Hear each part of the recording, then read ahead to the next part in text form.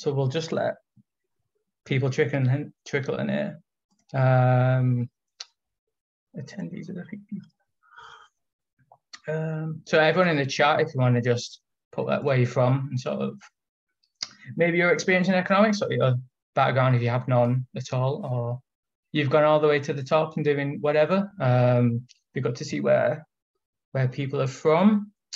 Like I said, we'll give it a minute or two just to let people get in here.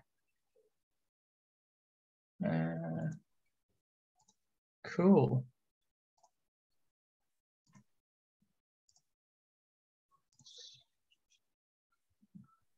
Hi, John. How you doing from Belfast there?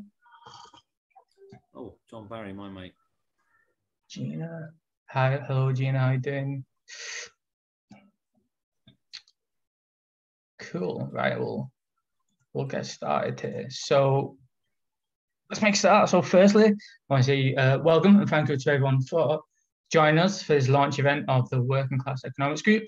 For anyone who doesn't know, the group has been set up as like an initiative to connect and highlight working class people all over the world and sort of get economics speaking about class once again and putting it sort of front and center in our sort of economic thinking. For anyone who knows, it isn't spoken about enough in economics, and when it is, it kind of seems like a side point. So yeah, that's what we've been set up for. We've got kind of three main goals to get the group going. So first, obviously, connect working class economists all over.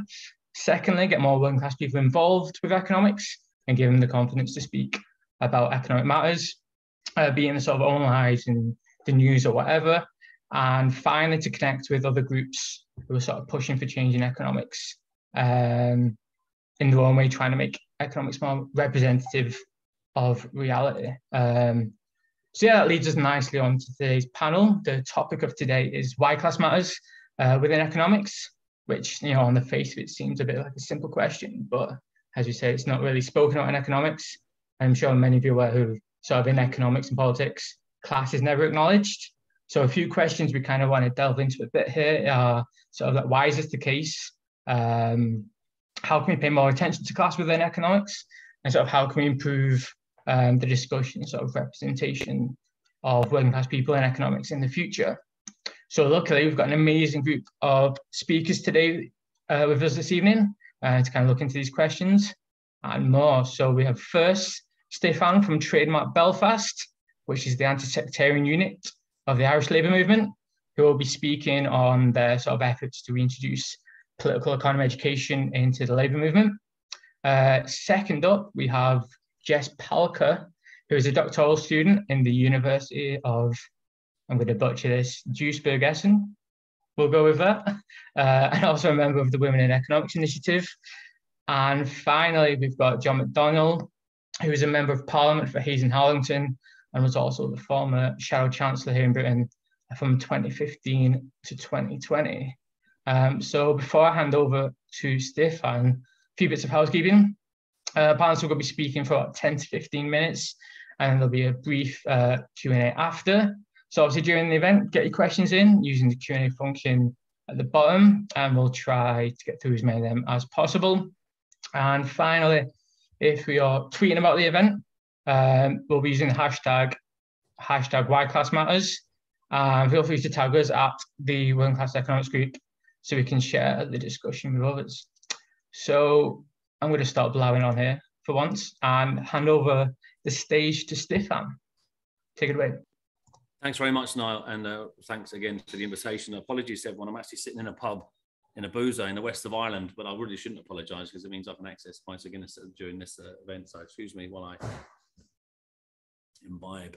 I'm actually here working though, so that's my excuse. Look, I work for Trademark, and as Niall said, Trademark's the anti-sectarian unit of the Irish labour movement. That means for the last 25 years, my work's largely been in the peace process, intervening in workplace conflicts, dealing with sectarian harassment and intimidation, threats against workers from paramilitaries, from state security forces, and doing lots of work on mediation and working with paramilitaries, which still exist. In fact, your government regularly talks to them, and working with ex-prisoner groups.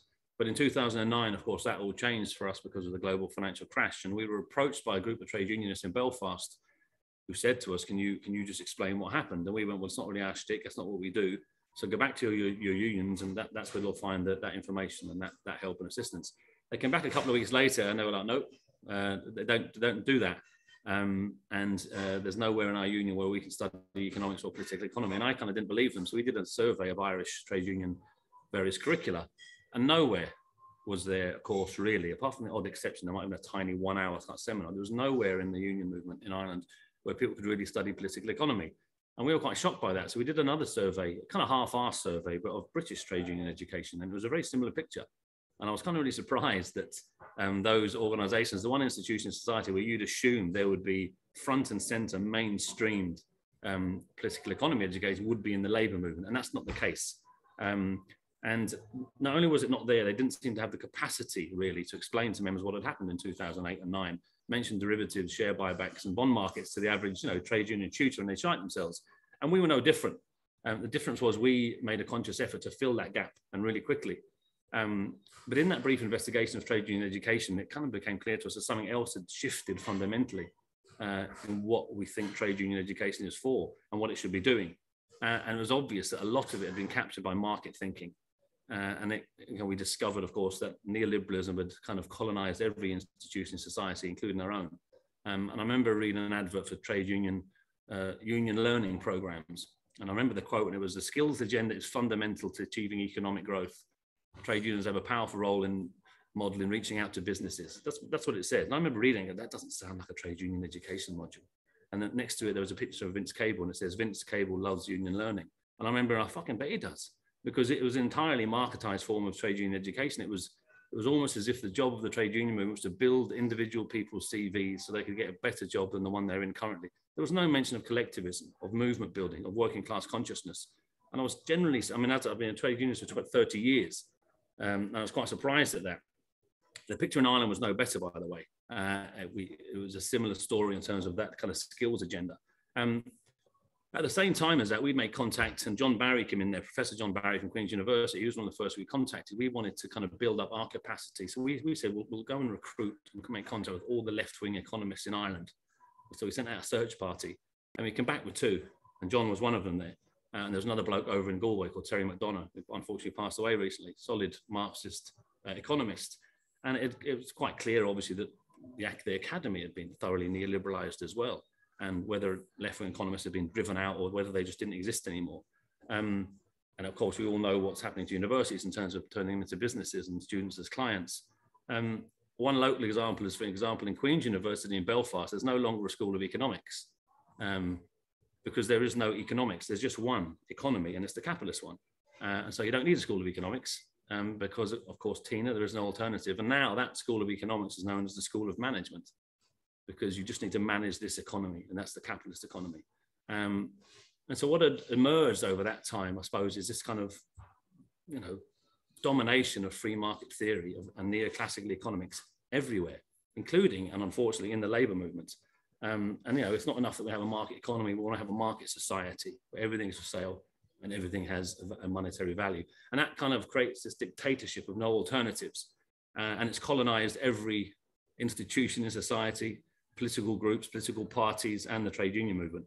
And the dominance of neoclassical economics as the only understanding, it kind of achieves this compliance with the status quo, lack of debate about economics.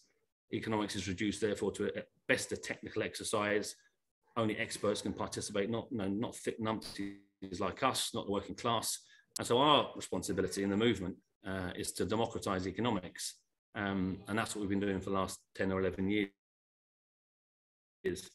Because mainstream economics is entirely divorced from reality. That's the most important thing to understand about it. What do they call them? What do the neoclassicals call the world? They call them externalities, don't they? Which is like debt and finance and climate breakdown and injustice and war and imperialism. And it's a deliberate result of the need really to avoid considering the reality of capitalism and almost to make capitalism invisible as well. That's its other great success. So we just call it the economy. We don't refer to it as capitalism at all. And of course, it disguises class power. Most importantly, so that it becomes more difficult for us to build some sort of class consciousness. I remember being in trade union meetings mentioning the word capitalism and class 10 years ago, and people were shaking their heads and taking sharp intakes of breath, because even within our movement, we'd expunged pluralist economics, and Marxian economics doesn't exist hardly. And the lesson is that capitalism is so normal, It's part of all of our common senses, and there are no alternatives because there can be no alternatives. I think David Harvey said it really well. He said, we all think like neoliberals, whether we want to or not, you know, and I think he was right. People have forgotten to think like socialists. I don't think a lot of us know what that means anymore. And so in the labour movement in particular, Marxism as a core concept is almost entirely absent. And class and capitalism don't feature, not in a real substantive way. I mean, how many of our members, how many of our officials, how much of our education is infused with those kind of liberating ideas? And anyway, so the global financial crash happened, and we saw mainstream economists back 11, 12 years ago, if you remember this, kind of searching around looking for Marx's writings because they had heard that he had something to say about cyclical crises within capitalism. And this kind of pluralist economics appeared in the scenes of the discourse on late night TV shows back in 2009 and 10, 11. The odd Keynesian popped up, there's the odd Marxist popped up, the odd cooperative economist popped up, the odd feminist economist popped up. But then, of course, that was when there was a general fear of collapse. But then that debate was closed down very quickly. And we kind of squandered an amazing opportunity at that time, because at that time in 2010, it was Emperor's New Clothes time. I mean, the emperor was bollock naked. If you couldn't point out the contradictions of capitalism in 2009 or 10, then you weren't doing your job properly. And I think we squandered that opportunity by not engaging with radical political education in the movement and political economy. It still isn't front and center. It still isn't mainstreamed. We're a very big fish in a tiny little pond. I got an email today, and I won't mention what union, and we're going to work with them, but they're emailing a kind of a tiny little organization in Belfast to go and teach political economy in the British Union. I'm like, well, surely you do that over there. Surely you have the capacity to develop that. And it still isn't being done. So there's a huge challenge there because it's not being done.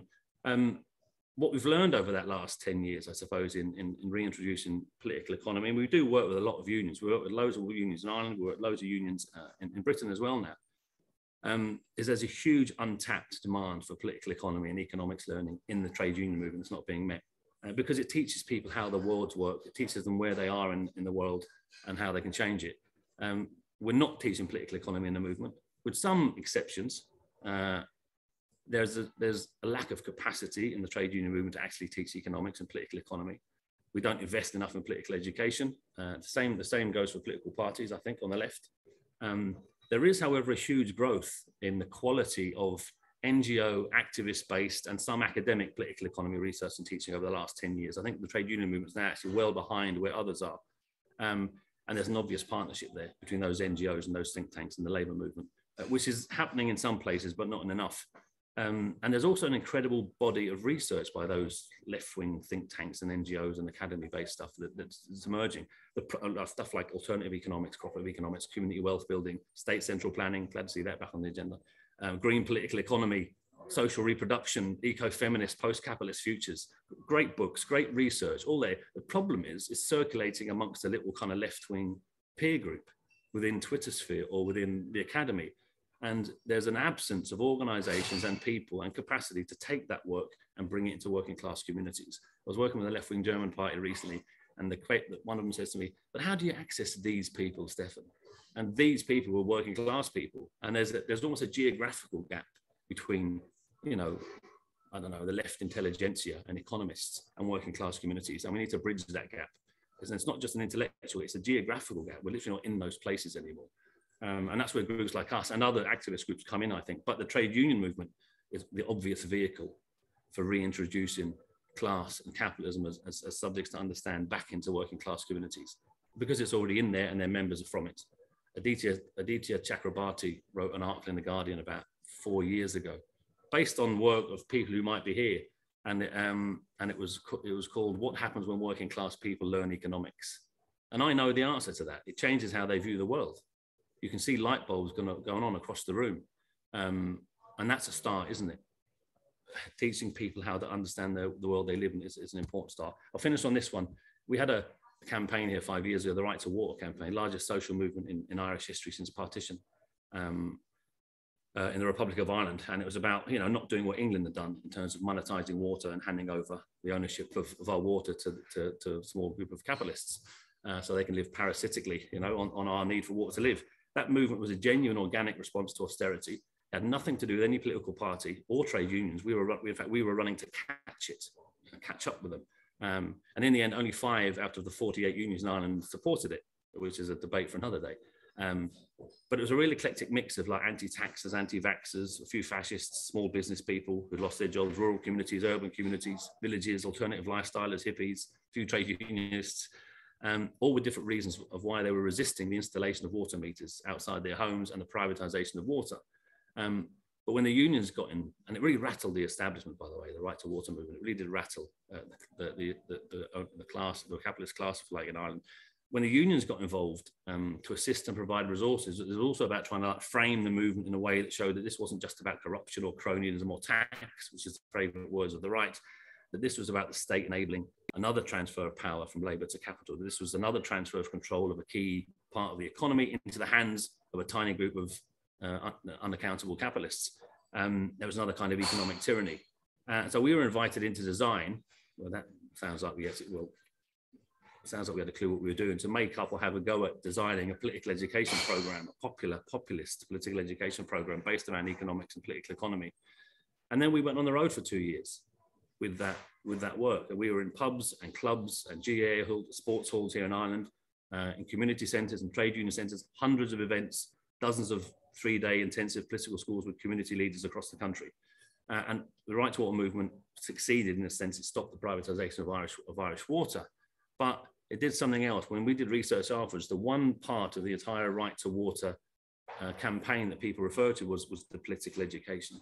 They said that was the thing that changed how I viewed the world. That was the thing that turned me into an activist. And so I know, and we know also from Latin America and what's going on in Bolivia and places, that political education around political economy, particularly around class and capitalism, when done well and properly, and in the places where people live and work, it works. And it changes how people view the world. But we don't do it. And that is a serious issue. We simply don't do it enough. I'll leave you with this quote from Daniel Singer. He said, politics abhors a void. If the left fails to provide rational, progressive solutions to the growing economic and social traumas, the extreme right will come up with reactionary and irrational ones. And we're seeing that right now. So to say we have to up our game is a massive understatement. And I'll leave it there. Thanks, Gormaigi.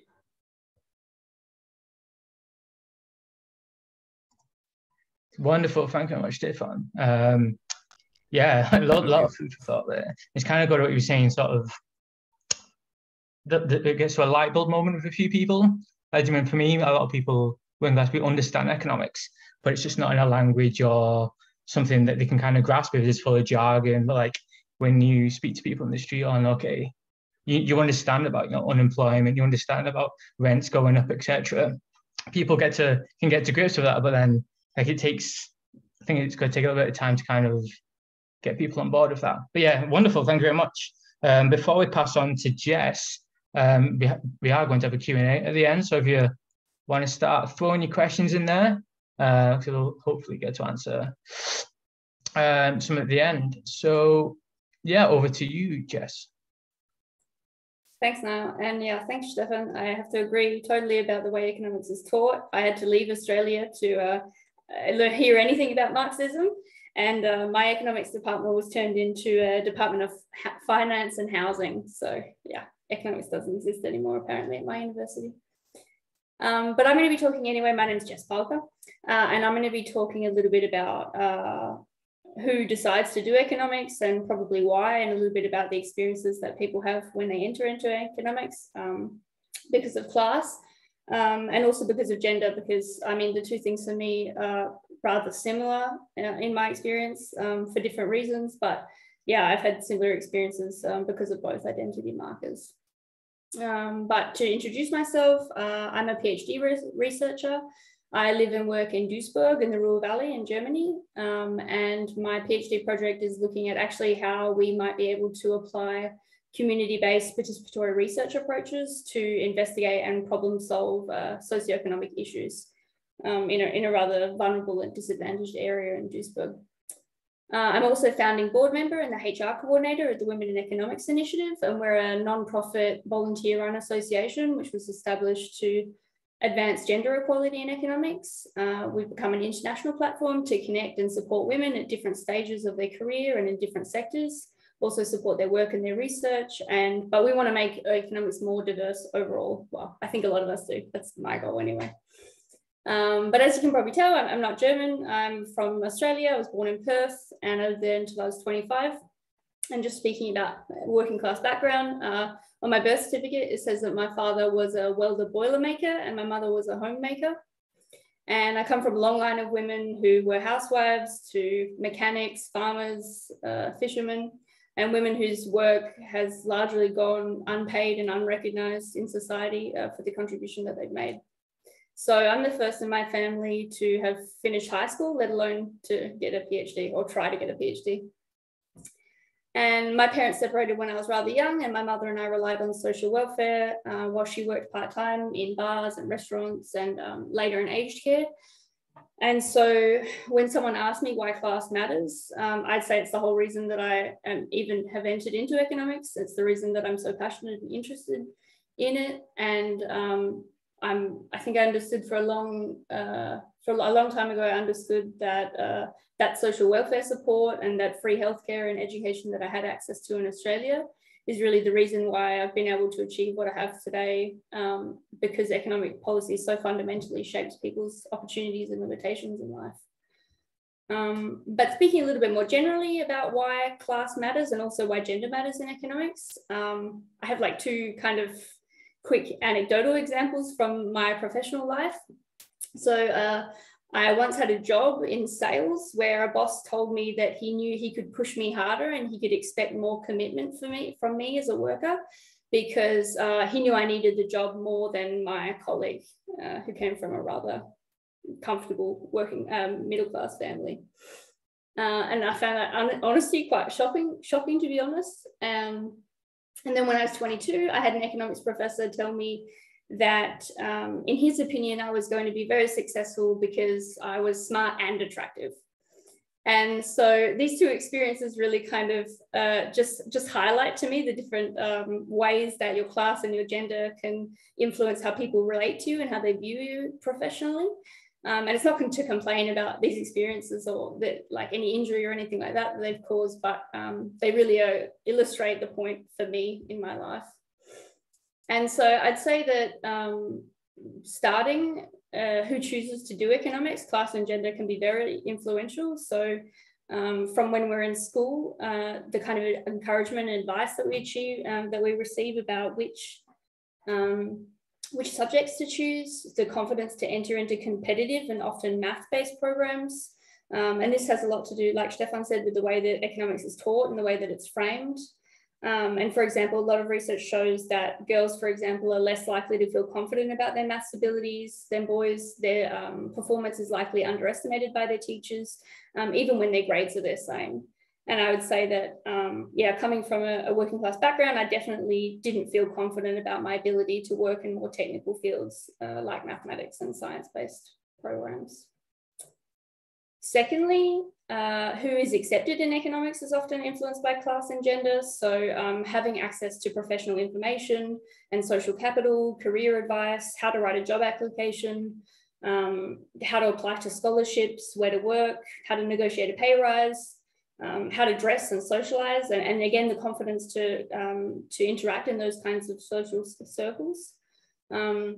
In women economics, we often talk about something called imposter syndrome, which a lot of women feel in economics. They feel that they don't belong, that someone's going to ask, you know, why are you here? You know, this really like exposed feeling. And I think that as a working class woman, that feeling is kind of doubled socially, that you just feel a little bit out of your depth. But one thing that really helped me that I have to congratulate was a mentoring program that I had at my bachelor year. And my mentor, she showed me her resume. She showed me how she wrote her cover letter. She gave me advice about how to choose between different jobs. And so I'm really proud that we've been able to launch a mentoring program this year at Women in Economics, because I think that you don't always know who doesn't have access to that information. You know, I never would have had anyone to ask for that kind of advice in my family or in my immediate social circle. Also, who can be successful in economics? I think some people really benefit from having a financial safety net. So I had to pick up a lot of extracurricular activities, you know, like volunteering and mentoring and things, and also balance study and work commitments. And when you're doing a really competitive program, that's a drawback. And a key example that I can think of is the ongoing existence of unpaid internships, especially in really reputable international organizations and national organizations. I was lucky enough to do an unpaid internship once because I lived in that city and I had a partner who supported me. And I also worked part-time at the same time, but I knew people in that program who flew from the other side of the world to work for free for 6 months, because they knew that having that organization on their resume was going to get them further ahead, you know, later down the track. And then also things like paid parental leave for both men and women, you know, giving people space, that safety net that they have to care for their families and to engage in that kind of other important work outside the profession. Finally, I think that what we do in economics is often shaped by class and gender, for better or worse. So for me, being a woman of working class background has really shaped the kind of economics that I'm interested in. I started in labour market economics and now I'm moving on to more social and feminist economics. It's also why I choose to volunteer my time and push to grow WE in an inclusive way, women economics, sorry, in an inclusive way. It affects how I teach at the university and also the ways that I want to do research. And for me, that's very fulfilling, but I don't know that it is necessarily the best choice for having a financially successful and stable career in economics. Finally, I would say that class matters and should be discussed. I think that talking about class in general, but especially in economics, is difficult, and I'm not really surprised because it's a topic that is both political and personal. I don't know if you can really talk about class without talking about where you come from, about your family, about how you see yourself, and about how others see you, how you relate to people socially. And so those are really complex personal topics, which, you know, can also involve things like poverty and for some people trauma and privilege and power and all of these kinds of really, really tough topics. And of course, there are the obvious political interests in not talking about class as well in the field of economics. I think that class matters, but it's not the only thing that matters. The first reason for me is that your class is not static, you can transcend it. So I've definitely had the experience of moving internationally, especially to a country where it's not English-speaking people that I'm dealing with. They often can't really hear my accent, or that, you know, they all think my English is perfect. So it's not obvious to people that I come from a working class background. And at the same time, my education has afforded me privileges and a position in society which I wouldn't have otherwise. And so I think it would be disingenuous for me personally to claim that I still understand the lives of blue collar and working poor people today. Because, yeah, of these privileges that I've gained with my education. And this is also really important for me to reflect on in research as well. But at the same time, I'm not a middle class or an upper class person either. So I experience this kind of tension, this social tension in both circles now, of this really non-belonging feeling that exists. And the other reason I think that class is not the only thing that matters is because, you know, with these two stories that I told you before, the first one, I could really share that experience with a working class man, a colleague who's male, and he would probably understand. And the second experience, I mean, I know that I could talk about with other women economists, and they probably would have similar experiences. And then a working class woman of color on top of that will have even another layer of experience that I won't understand. And so I think that overall, more diversity in who learns and teaching and who teaches and who does economics is going to be resulting in the best outcome of economic policy and research. And that's why, like I said, at Women Economics, I always try and focus on this goal of overall diversity, because I think it would be really sad if in the end, we just end up replacing wealthy white men with wealthy white women in leadership positions. And if that's the only goal, is to put people who look and talk like us in positions of power, then we're really just going to be reproducing those same unfair systems and outcomes that we have and that we're already unhappy with. So yeah, thanks. That's all for me. Wonderful, thanks, Jess. Yeah, a lot to think about there. I think I like what you said, sort of how having those role models is helpful. like I said, I was having those waiting around moments to sort of, okay, you can sort of make it in this space. And I think that's the same for a lot of working class people as well, kind of in academia, business, politics, wherever you want to be, sort of like seeing there is someone, okay, they've come from like a similar background, you know, they might not think the same anymore, but like, okay, you can sort of make it to those positions and kind of have a voice, which I think is really interesting what you're doing, sort of the Women in Economics Initiative, and what we're trying to do with the Working Class Economics Group as well. So yeah, thanks for that. Finally, we have John McDonnell. So if you want to take it away, John. Okay, I find this extremely discriminatory, to be honest. I think I most probably will refuse to come on again unless we're invited to the same pub as Stefan and handed a pint of Guinness in the same, a creamy pint of Guinness at that as well. Anyway, look, that's the negative point.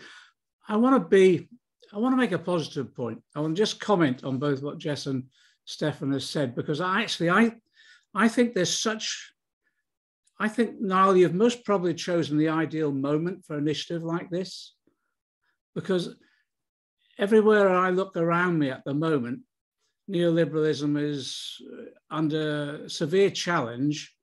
And I actually think, you know, the old Gramsci concept of hegemony, I think the hegemony is breaking down. And so therefore there's an opportunity, there's a real opportunity that's happened over the last few years, but it's, I think, intensifying now. There's a real opportunity to engage in a discussion of political economy that not only extends people's understanding about how our political and economic system works, but also engages people in activities that will change it. And I think it's breaking out all over as we speak, to be honest. Just as an anecdote, a couple of years ago, I did a meeting and someone got up and said, what's this PPE? All these bloody politicians seem to have studied PPE. What is it? So explain what it's politics, philosophy, economics. So then, and I see there's someone on the chat group from the East End. Then what happened, there was a group in the East End of London who then went up and said, well, we're going to set up our own course on PPE. And it's going to be about politics. Yes, it's going to be about that. It's also going to be about philosophy to a certain extent. It's about economics, but it's going to be from our perspective. And that's what they did. And they ran a course which was explaining how our society operated, how people were exploited by it, but more importantly, how they could change it.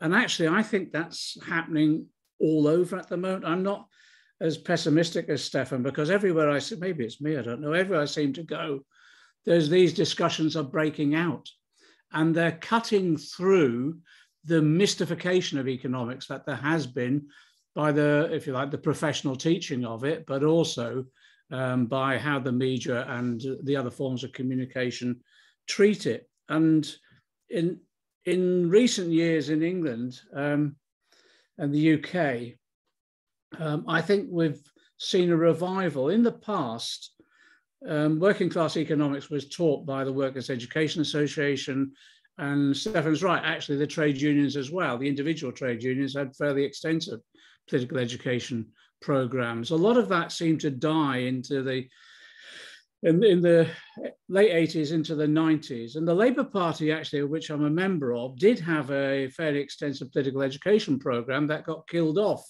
in the 1990s and into the 2000s, especially during the period of New Labour. And maybe that was deliberate. I'm not conspiratorial, but it might well have been, because actually what it produced was people who understood what class they came from and what class analysis meant and how they could actually then transform the world by partly social movement and trade union politics, but also electoral politics. But in recent years, we've seen, first of all, Stefan raised this about NGOs. And I was with John Barry a couple of weeks ago, and I was explaining to some of his students, we've seen a reconstruction of architecture of think tanks, political research on the left. So you've got a whole range of think tanks like the New Economics Foundation. Linked to them, a group called NEON, which is about translating economic messages into messages that people can understand and to repeat. A think tank actually called Class, which is about studying from a trade union perspective, class economics. Groups like Economy, Commonwealth, the group that's developing community wealth building in particular, even some of the longer standing think tanks like the IPPR and relatively new Progressive Economics Forum, although they're still, still basically Keynesian, actually have been radicalized in recent years. So there's an architecture there, I think, which is producing a fair amount of decent research. I also think as well that there's a new unionism that's developing at the moment. And it isn't, I've been working with a lot of the smaller unions like the IWGB, etc. But also even some of the traditional unions have now become developers as part of the new unionism, where there's much more rank and file control of those unions. There's a winning of those through democratic elections, the winning of those unions back from centralized bureaucracies. And though that new unionism in union by union is asking the question about what are we about if it isn't about representing our members and achieving for them significant gains. And what they've been doing, therefore, is looking at the lifestyle and the quality of life of their members to see how far we've been pushed back, but then secondly, how far we need to go. And that's elicited, I think, or produced quite an interest in political economy. And so what I'm finding is that actually we have the ability of, and we have a capacity that's developed now of research, of policy ideas being developed by think tanks and policy researchers. We have within the traditional trade unions now, and with new unions being created, a new dynamism about the need for political and economic education that is beginning to be invested in again. But then alongside that, which I find really, I think, exciting, we have all these social movements bubbling up, taking on individual issues, and in doing so, challenging the understanding of the world as has dominated in recent decades. And I'll just give you one example of that. The Black Lives Matter movement emerged as a progressive social movement. And what was interesting from my own perspective is that the discussions about the role of the City of London and finance capital in this country have been transformed by the Black Lives Matter. And when I was involved in, when I was a Shadow Chancellor, but then also subsequent to that, we had a number of people who were involved in the Black Lives Matter who used to stop all discussion about our economy at the moment and just basically say, you cannot understand the British economy and British finance capital unless you understand the history of slavery and the role it's played both as an imperial colonialist and then as a neo-colonialist. I thought that was fundamental. So, and Jess has raised the issue about the women's movement. The Women's Budget Group in the UK now, and the work it's done, which is analysis of every policy economic policy discussion from a women's perspective, and what is needed and the transformations that are required and the step-by-step policy making that can achieve those transformations, I think has been fundamental, linked to campaigns like Wages for Housework as well. So there's a breadth now of activity among social movements that is throwing up a new debate about politics and political economy overall, which I find incredibly refreshing. And it's interesting that this is being driven at the moment by a whole new generation that's coming through as well. And some of you may remember I think it's 3 years, maybe 4 years ago, the students in Manchester who overthrew the teaching and the prospectus that they were given by their economic lecturers and said, no, this is what we want to hear. You're telling us that all you're teaching us is the traditional forms of economists. What we want is a much wider and breadth of understanding, which actually they thought was more interesting because it reflected better the real world. And I think that, again, within the student movement, there's an element there now that is willing to challenge more than ever before. I don't think that's come from nowhere. I think that's a reflection of the real world intruding on how we understand the world, how we communicate, and how we educate. And it's after 11 years of austerity, that's the first thing, that has brought about a challenge to the dominance of neoliberalism. And I think those tenets of neoliberalism I think have been proved disastrous as a result of working class experience of austerity over 11 years. And, you know, the market always knows best. No, it doesn't. We know that now.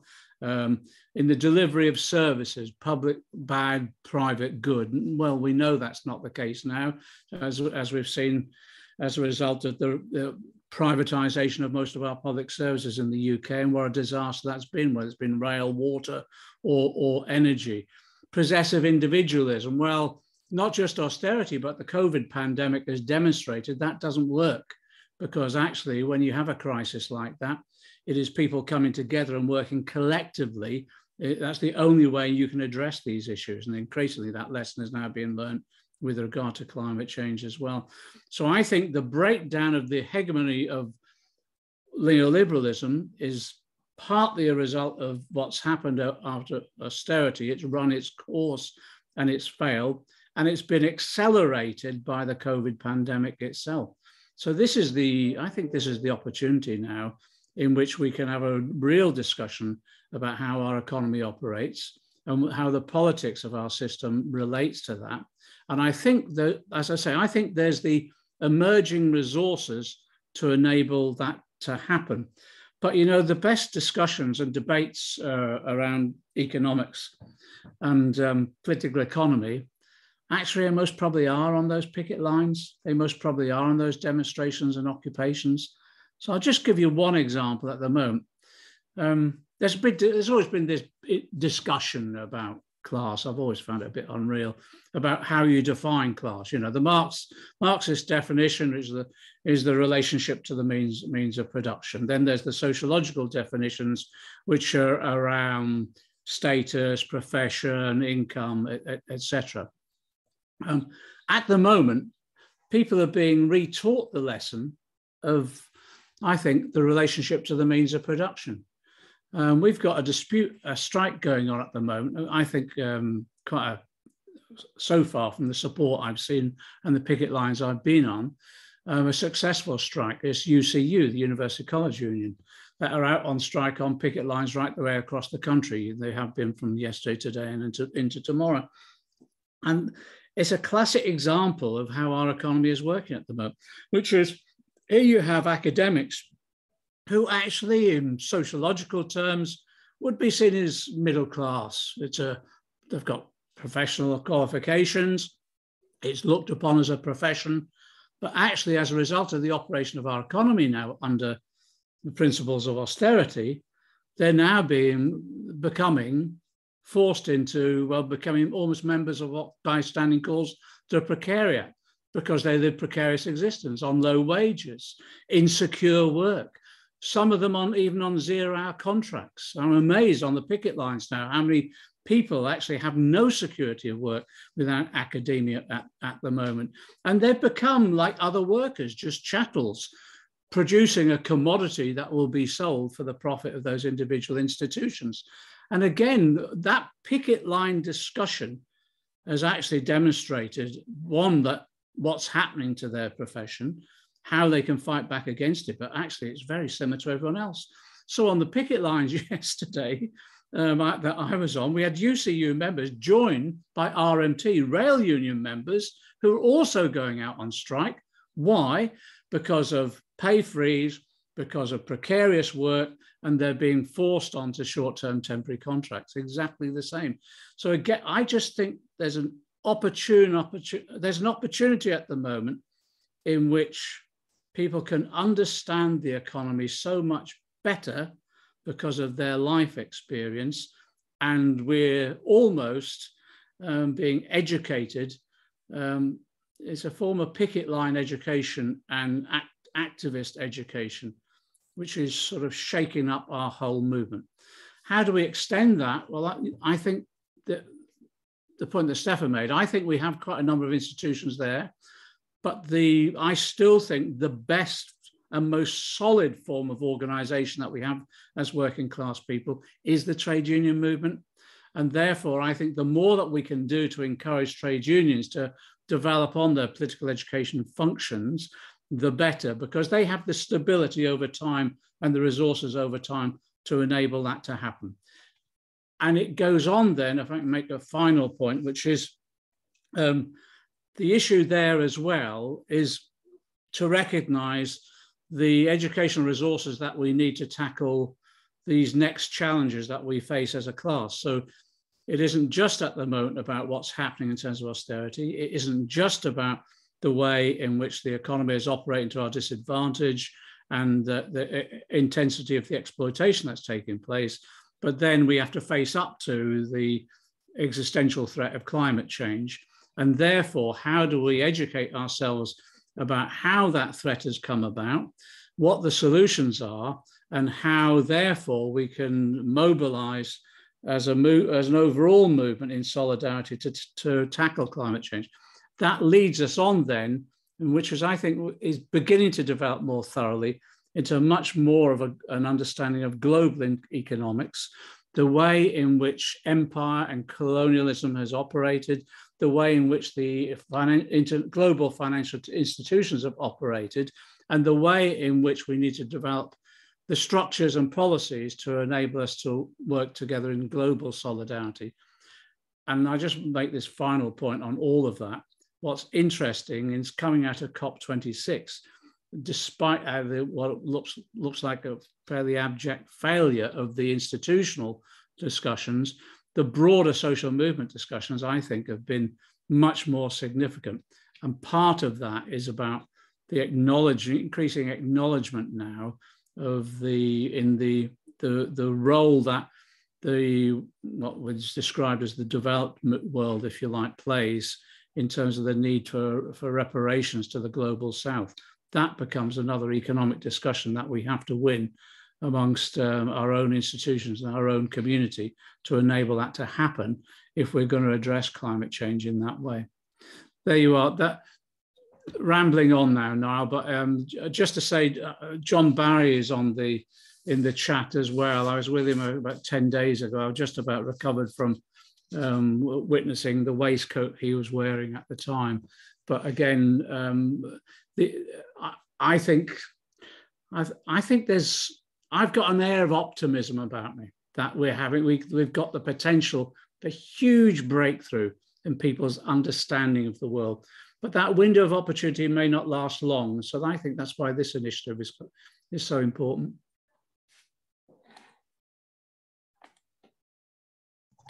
Wonderful, thanks, John. Yeah, hopefully, like I said, there is a sort of space now where we can fill and sort of kind of move on, let's say, with the political education and sort of getting more working class people's voices in policy and whatnot, kind of making that difference. Yeah, so we'll move on to a little Q&A here. Before I'm going to jump in with my own here, abusement privilege here, before we jump into the ones in the Q&A. So yeah, sort of like why class matters is sort of the main topic of the event. And then so it's come up a little now and again, and sort of like how we define class. Like I know my view and sort of like my definition of class and sort of yeah, like what I think it is. Like I said, there's sociologist perspectives in there. There's various other ones. So maybe if we go around the speakers, and maybe just see like how they define class, and like speaking to a few people who've wanted to join and sort of have been interested about the group. There've been a few people think, okay, how are you defining class? Like I said, there's loads of different perspectives on it. So what might be good is just to go through people and sort of see their perspectives and see if there's anything similar and what the differences are. So maybe if we start off with Stiofán again, after he's finished his pint, maybe. Oh, well, I'll be having another one delivered to me shortly. John already said it. I mean, the Marxian understanding of class is the one that, how I understand class, it's your relationship to the means of production. It's the fact that you're not part of the ownership class. You're not part of the 5% of the planet that owns everything. That's the first thing to remember. Within that 90% of the world population, of course, we're not all barefoot in the middle either anymore. It's more complex. The sociological definitions of class help us to understand that body of people. But it's still about that. And Ellie Meaksons-Wood said it the best when she said that we all live under that silent compulsion of the market that forces us to sell our labour. We can't survive without selling our labour. That's what it means to be working class. But again, the sociological definitions of becoming help you understand that there are differences within that as well. And I think mapping one onto the other is quite useful. The anthropological or sociological definitions are useful, but you have to understand fundamentally that within capitalism, there's an ownership class and then there's everybody else. And for me, it's quite simple. I do appreciate, however, the importance of having, you know, people say working class voices. I was born and raised in Clapham and Brixton. And, you know, I remember the first time I gave a seminar lecture in Queen's University 30 years ago in Belfast, and other lecturers looked at who the fuck let him in? How did he get in here? Because my accent was wrong. So I get that and I understand that. But that only helps you understand, that helps you understand how, you know, your background, your income, as John said, your status matters. But that's mapped onto the fundamental understanding of class as Mark showed us, as far as I'm concerned. Yeah, that's great. And I think that's very similar to definitely, I think, sort of your relations to sort of means production and like that sort of thing. But I don't think that's everything for me.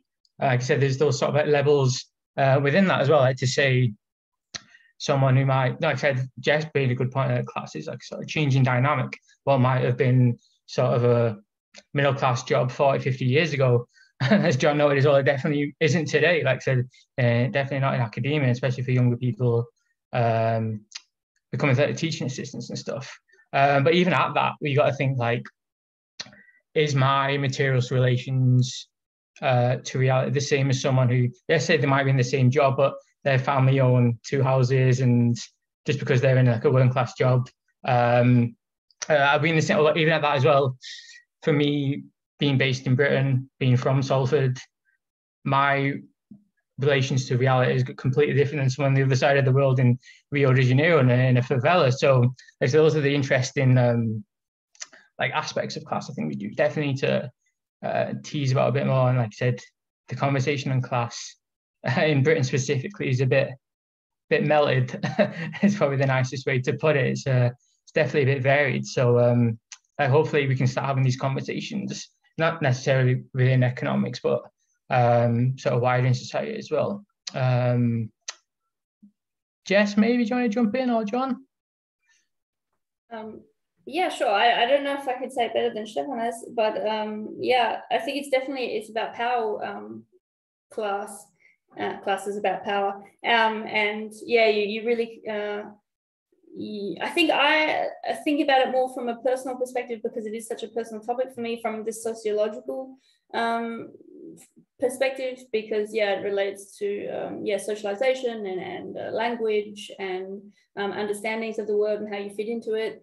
But you know, in Australia, I think everyone thinks they're working class because we see class as kind of like this very English thing, you know, and no one wants to say like, oh, I'm very wealthy, or I'm very successful, or I'm very educated or anything, because that would be kind of looked down upon a little bit.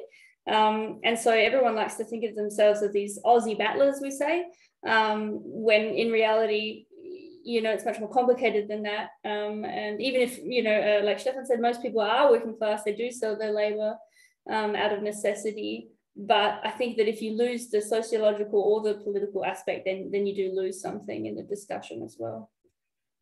I think the issue for me is in the last instance, do you sell your labor to survive, to live? That's it. That's the relationship with the means to production. Either your capital or labor. Do you sell your labor? How you sell your labor and what you get in return for it, then you're into sociological definitions, etc. You know, if we're going through personal experience, I was born off the Scotland Road in Liverpool. You know, I saw one sociological study saying it was one of the worst slums in Europe. We just used to call it home. And in fact, Salford, if we lived in Salford, that was bourgeois for us, mate, I tell you.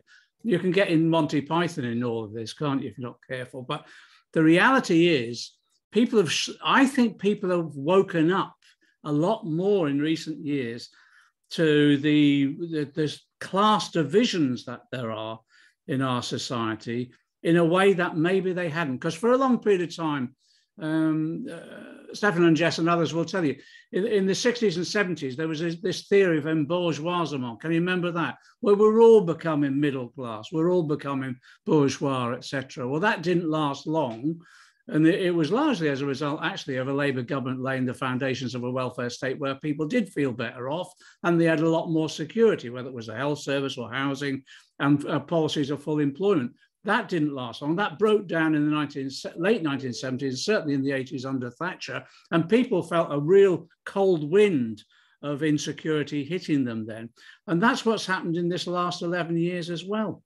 And there is the grotesque levels of inequality in our society, I think people have woken up to. It isn't, you know, Richard Wilkinson's work and Kate Pickett's work on the spirit level about those levels of inequality. I think people realize it now.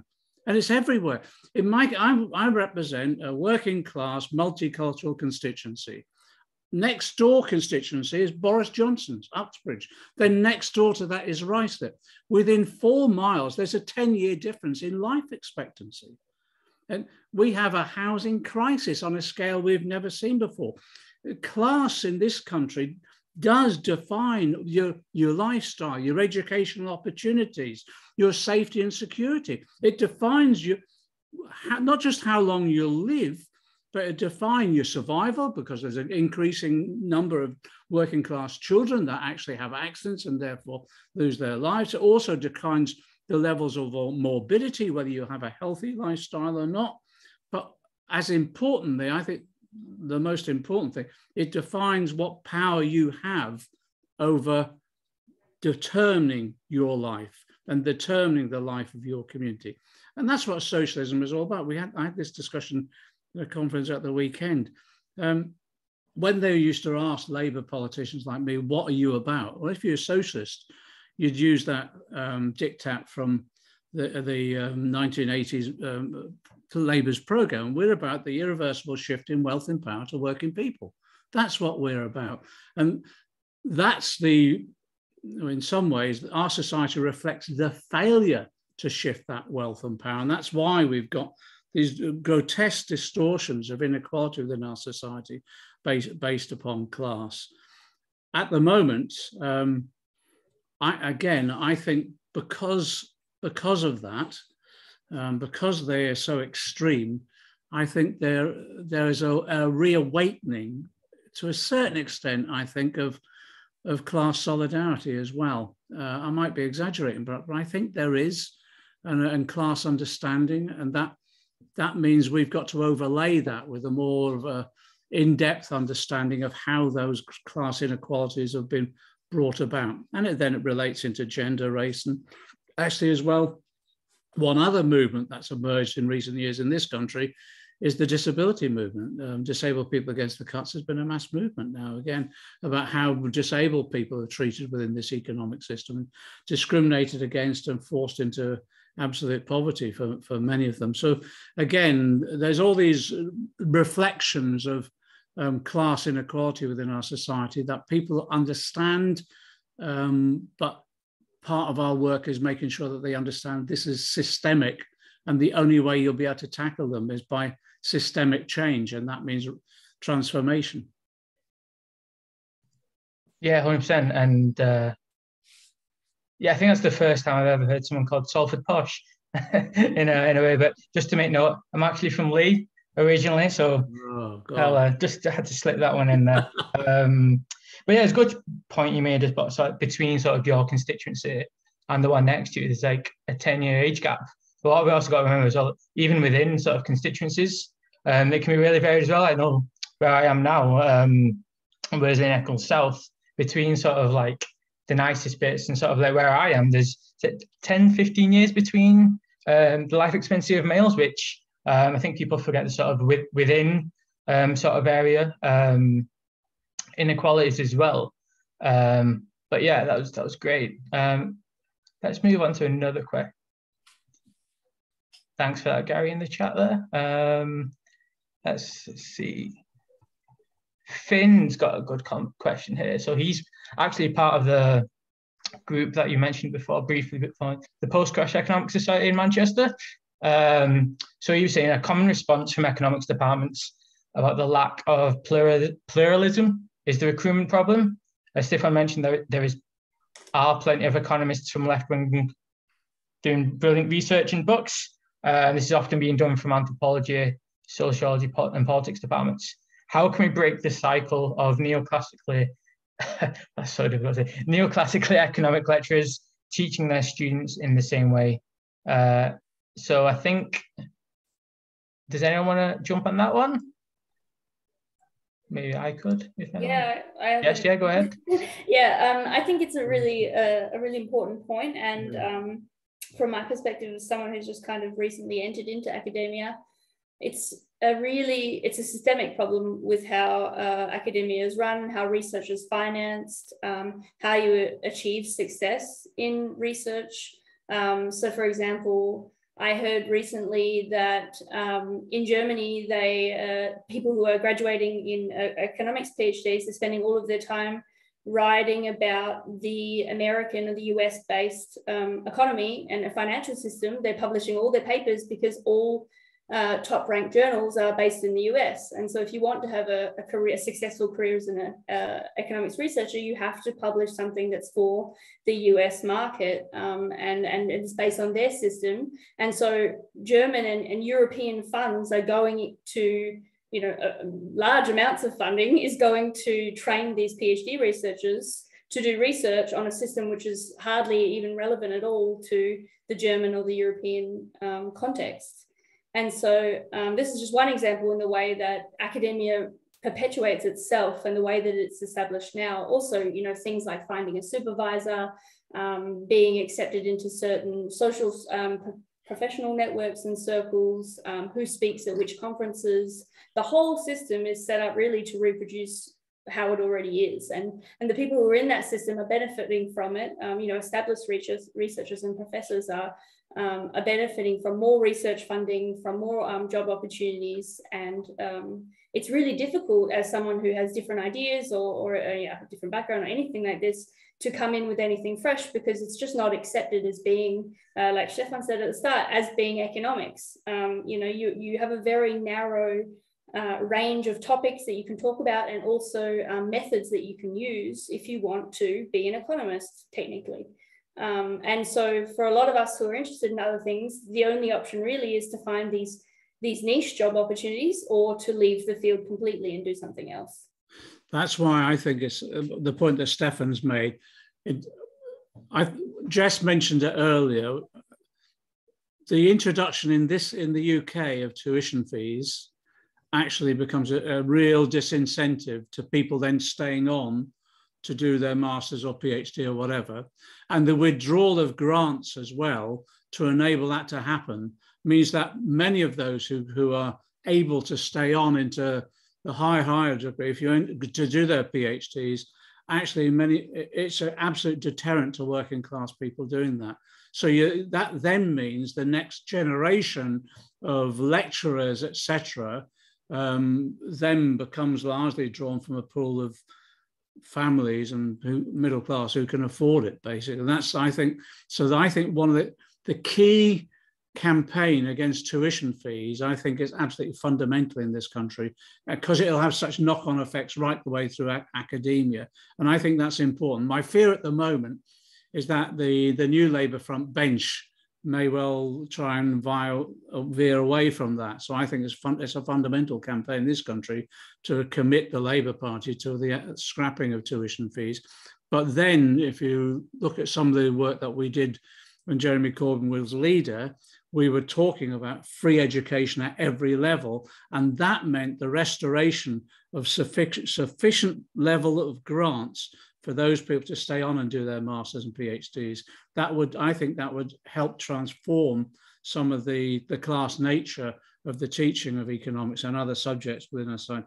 But in the short term, or in the immediate term, and maybe also the longer term, it reverts to Stiofán's point, is that what we've got to do is reinforce those organizations that we have at the moment to ensure that they play the role of actually providing that these forms of education, particularly in economics, so that people can understand the world. And that does mean, I agree, I think I still make the point that Stiofán is that trade union movement is absolutely key to that. I actually think there's a lust for that as well. The World Transformed, I don't know if people have heard of that it's a group that came together. It was running the fringe from the left, if you like, Labour Party conferences. That now attracts 3,000 people to come and talk about radical politics. And a lot of that is economics based as well. They're now moving into doing that virtually permanently. So there's a whole range of organizations there that are demonstrating there's a real desire, there's a real thirst for this sort of educational experience. But as the good thing about all of those initiatives, whether from the trade union movement or from these social movements, is that they're always grounded in some form of political activity. So yes, you understand the society, but that enables you then to go out much more effectively to campaign to change it.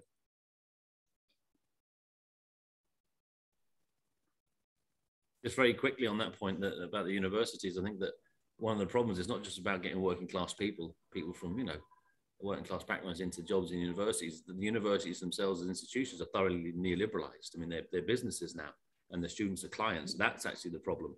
So when you see paid PhDs being offered, it's not just getting one of the paid PhDs, it's what the subject matter is. Because it's always about the market. It's always about profit. It's always about bringing things to market. There's no one studying, or well, that's not fair. There aren't that many on alternative economics and post-capitalist futures. So it's the subject matter as well of research and studies that's being closed down, as well as people from working class backgrounds not being able to get into those places. I mean, universities increasingly are simply sites for extraction of wealth, particularly through fees and student accommodation. I mean, that's universities now in Belfast. We have universities, and all they're concerned about is extracting as much money as they can from the student population. You know, it's a business. That's it, and that's a big problem. Yeah, I was on the picket line at Goldsmith. It was quite interesting because their management are operating like corporations, you know, sweating the assets effectively.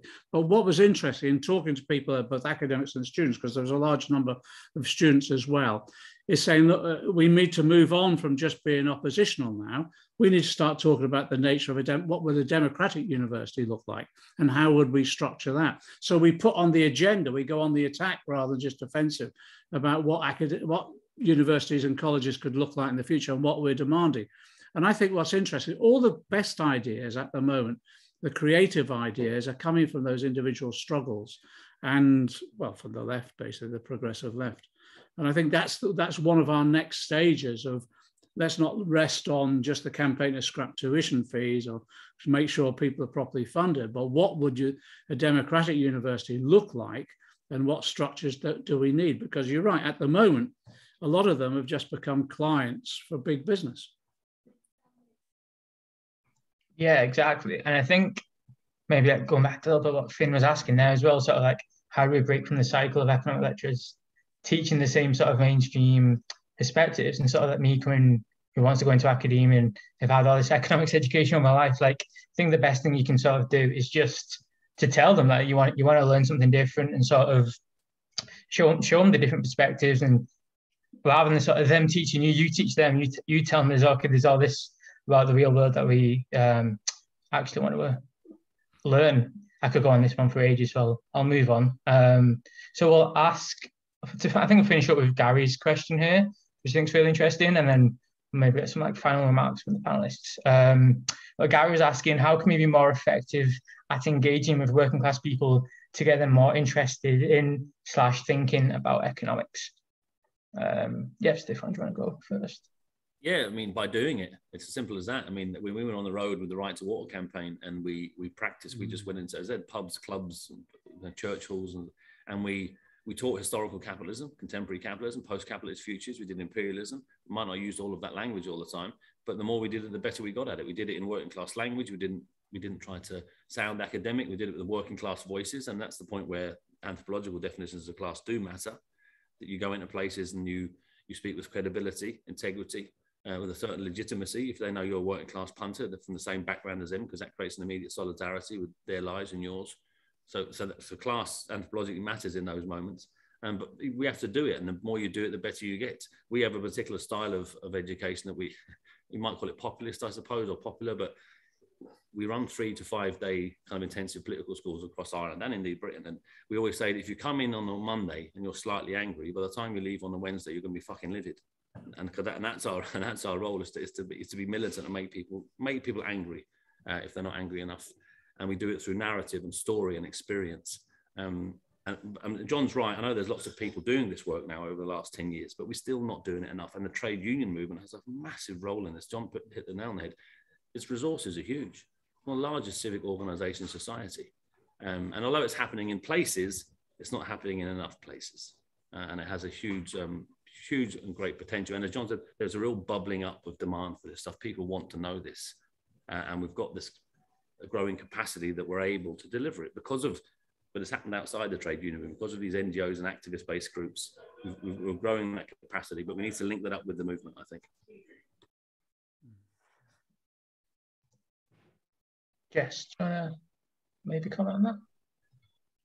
Yeah, I mean, I wish I knew really. I don't really have the answer, but I think that it's kind of the same as everything, that you have to meet people where they are and make space for them to really share their experiences and their stories with you and to communicate to you in the language that they know. And also, you know, economics is often kind of branded as this really abstract thing about stock markets and financial systems. And you know, it is, you know, those things as well, but it's also just, you know, the way that people look after themselves and provide for their families. And so I think if you just shift the language a little bit and the framing and really relate the topics to people's experiences in life. I mean, that's what I want to be able to do with my research is to find out what people think about themselves as academic agents. Like, of course, I'm not going to say that specifically to them, but, you know, I want to know how they understand their economy and not just those abstract economic terms, but also, yeah, what do they do that sustains their families? You know, what work do they engage in, paid or unpaid? And who's involved in that.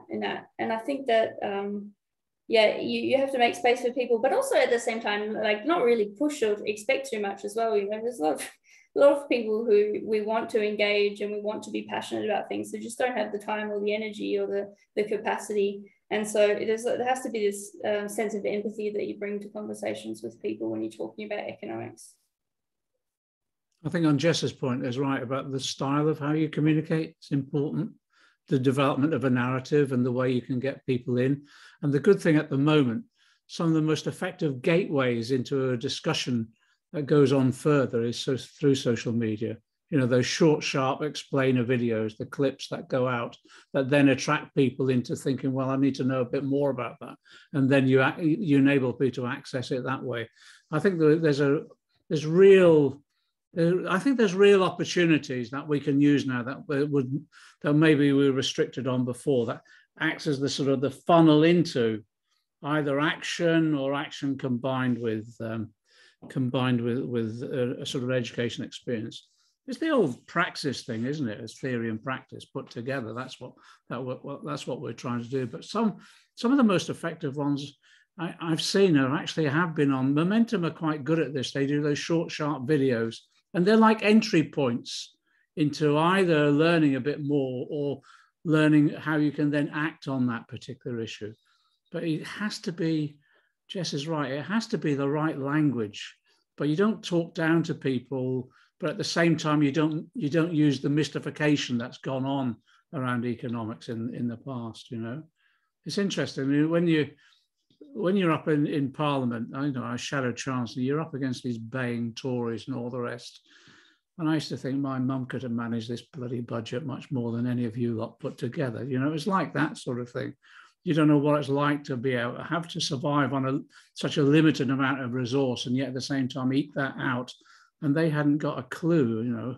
And in fact, that's what offends me so much about the capitalist system, the way in which it wastes not just human resources and talent, but the natural resources that we have as well.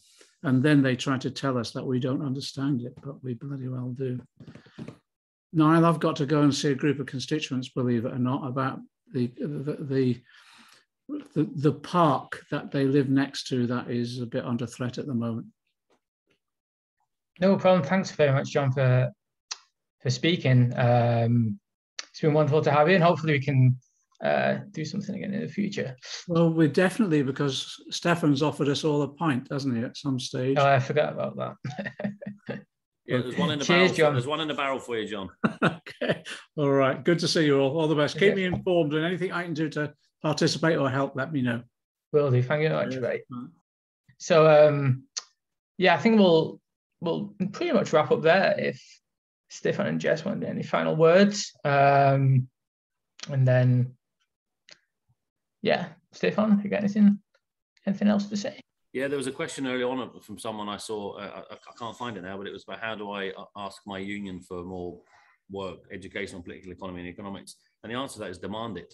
The one thing union hierarchies hate is are angry emails from members demanding things. So demand political economy education, and a lot of the unions they'll respond and they'll respond well. So just ask for it. It's your union, remember, not theirs.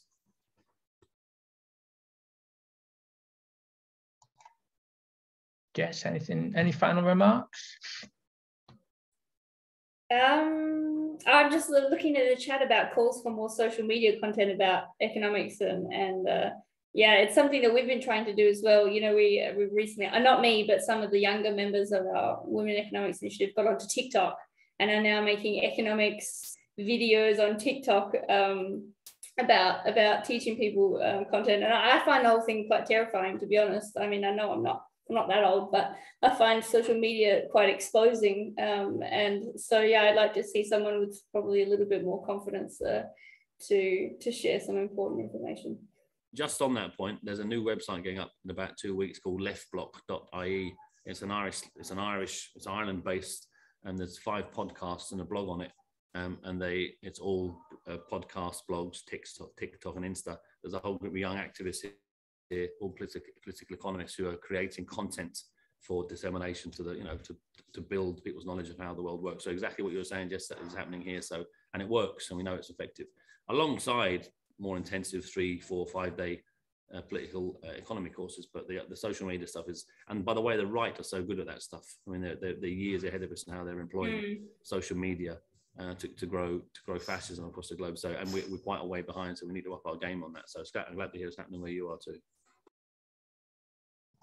Yeah, highly recommend the Trademark Belfast podcast as well. It's always a fun one, and also like with social media and that stuff. Gary Stevenson stuff as well. His explainers really go into economics matters, and then there's also the Economy Asks group as well. Do like short clips as well, and like economics explainers as well, which I think are really interesting, especially for people who sort of had that education background in economics as well. I think it's good. So what I'll do, I think we'll wrap up there.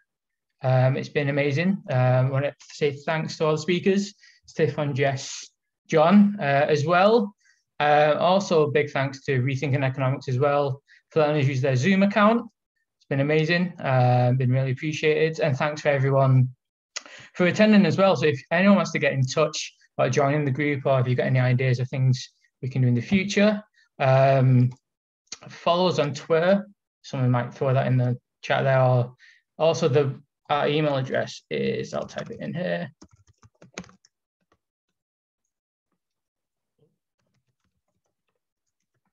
So yeah, get in touch with us if you want to join or get any future events or ideas you want to do.